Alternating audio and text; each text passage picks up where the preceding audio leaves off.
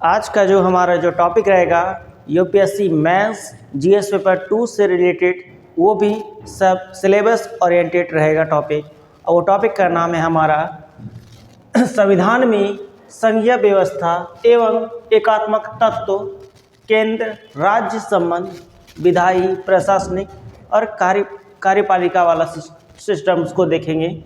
UPSC mains study material देखेंगे और UPSC mains के प्रीवियस ईयर क्वेश्चंस, साथ ही साथ प्रीलिम्स के एमसीक्यू क्वेश्चंस जो प्रीवियस ईयर से पूछे गए हैं वो भी देखेंगे।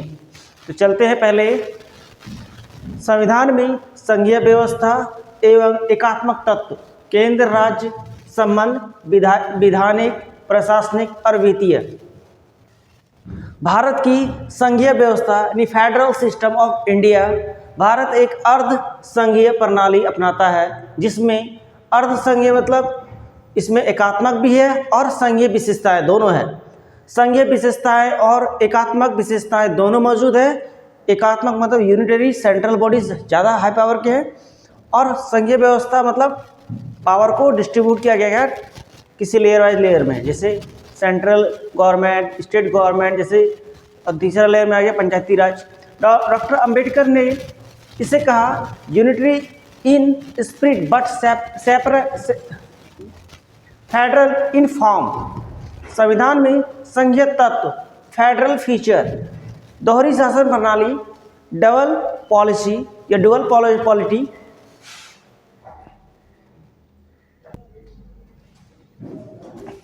दोहरी शासन प्रणाली, डुअल पॉलिटी मतलब केंद्र सरकार राज्य सरकार, संविधान सर्वोच्चता, सर्वोच्च मतलब सुप्रीम जो लिखित है रिटन कॉन्स्टिट्यूशन, शक्तियों का विभाजन, आर्टिकल 246 में दर्शाया गया है। सातवीं अनुसूची में 3 अनुसूचियां हैं या सूची है, जो संघ सूची में राज्य सूची है और समवर्ती सूची। समवर्ती सूची में 52 टॉपिक्स को रखा गया है, राज्य सूची में 66 टॉपिक्स को और संघ सूची में 97 टॉपिक्स को।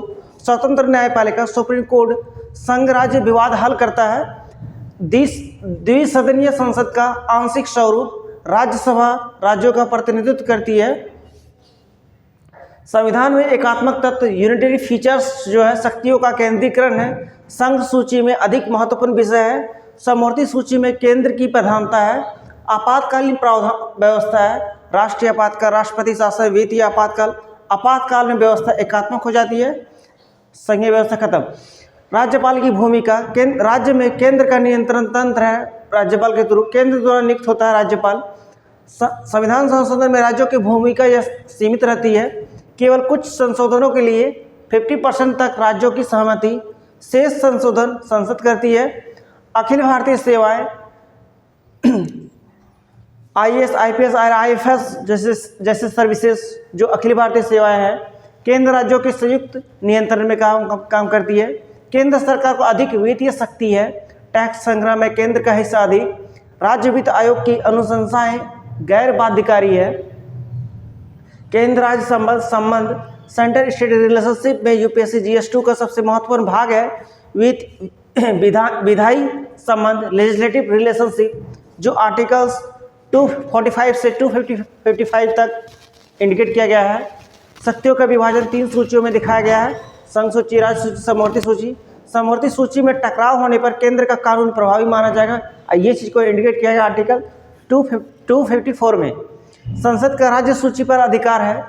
संसद का राज्य सूची पर अधिकार विशेष स्थितियाँ, राष्ट्रहित में राज्यसभा का 2/3 प्रस्ताव होने पर अनुच्छेद 249 में, राष्ट्रीय आपातकाल अनुच्छेद 250 में, 2 या अधिक राज्यों का अनुरोध करने पर 252 में, अंतर्राष्ट्रीय संधियां लागू करने हेतु 253 में, राष्ट्रपति की पूर्व स्वीकृति, कुछ राज्य विधेयकों पर प्रशासनिक संबंध एडमिनिस्ट्रेटिव रिलेशनशिप जो 256 से 263 तक में इंडिकेट किया गया है।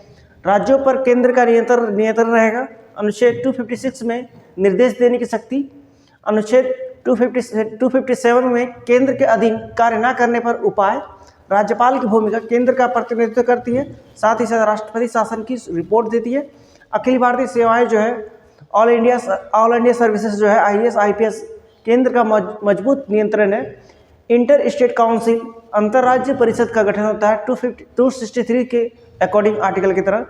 सहयोगात्मक संवाद बढ़ाने के लिए केंद्र द्वारा राज्यों में जांच आयोग भेजना, आर्टिकल 355 के तहत वित्तीय संबंध फाइनेंशियल रिलेशनशिप 268 से 293 आर्टिकल्स के तहत है। कारागार का विभाजन है, कुछ कर केंद्र वसूलता है और कुछ राज्यों को देता है, जैसे जीएसटी, कंपेंशन और कैश का मुद्दा।